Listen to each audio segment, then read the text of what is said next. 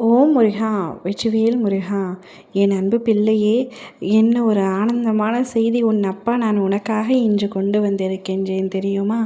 உன் துணை எடுத்த முடிவை கேட்டால் இந்நேரமே என் உயிர் பிரிந்தாலும் பரவாயில்லை, சந்தோஷமாக இறந்து விடுவேன் என்று கூறும் அளவிற்கு மிக பெரிய சந்தோஷமான செய்தி.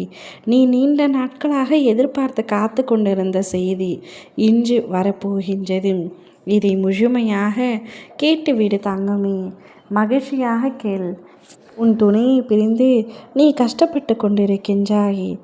ஏதோ ஒரு பிரச்சனை, மனக்கசப்பு காரணமாக ஒருவருக்குறைவில் சண்டை ஏற்பட்டு இப்பொழுது பிரிந்து வந்து விட்டாய். அவர் எப்படியாவது என்னை அழைத்து சென்று விடுவார் என்ற நம்பிக்கையோடு காத்து கொண்டிருக்கின்றாய்.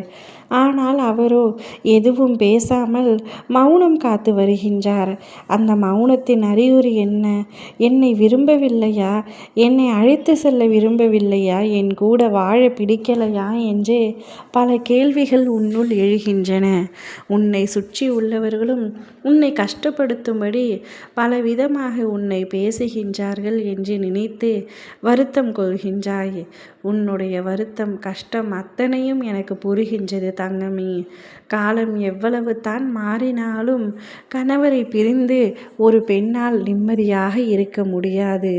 நாமே நிம்மதியாக இருக்க வேண்டும் என்று நினைத்தாலும் அக்கம் பக்கத்தினரும் குடும்பத்தினரும் உற்றார் உறவினர்களும் இருக்க விடுவதில்லை. எதையோ ஒன்றை பேசி நம்மீதே குற்றம் சாட்டுகின்றனர். இது உலக நியதிதான். இதில் எந்தவித மாற்றமும் வரப்போவதில்லை.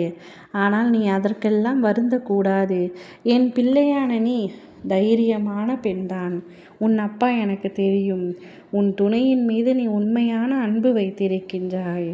அவரை ஆழமாக நேசிக்கின்றாய். சில சமயங்களில் அவருக்கு உன் அன்பு புரியவில்லை. அதற்காக அவர்தான் வருத்தப்பட வேண்டும். நீ அவர் எப்படியாவது என்னை அழைத்து சென்று விடுவார் என்று காத்திருக்கின்றாய். உன்னவரும் அதே முடிவை இப்பொழுது எடுத்துவிட்டார். உன்னுடைய உண்மையான அன்பு, நீ இல்லாமல் அவரால் இருக்கவே முடியாது என்ற புரிதல் இப்பொழுது அவருக்கு வந்துவிட்டது. அதனால் உன்னை அழைத்து செல்ல வரப்போகின்றார். நிச்சயமாக அதற்கான ஒரு சிறிய அறிகுறியாவது அழைப்பாவது இன்றே வந்துவிடும். கூடிய விரைவில் நீ மீண்டும் அவருடன் ஒன்றாக இணைந்து சந்தோஷமான ஒரு வாழ்க்கையை வாழப்போகின்றாய். உன்னை பேசியவர்களும் தூற்றியவர்களும் உன்னை வியந்து பார்க்கும் அளவில் உன் வாழ்க்கையை நான் உயர்த்தி காட்டுகின்றேன். எதை நினைத்தும் கவலைப்படாமல் தைரியமாக இரு. உனக்கான சந்தோஷ செய்தி இப்பொழுது வரப்போகின்றது. நான் சொல்லும் அத்தனையும் உண்மைதான் தங்கமே. நிஜமாகவே சந்தோஷப்பட்டுக்கொள். ஓம் முருகா! வெற்றிவேல் முருகா!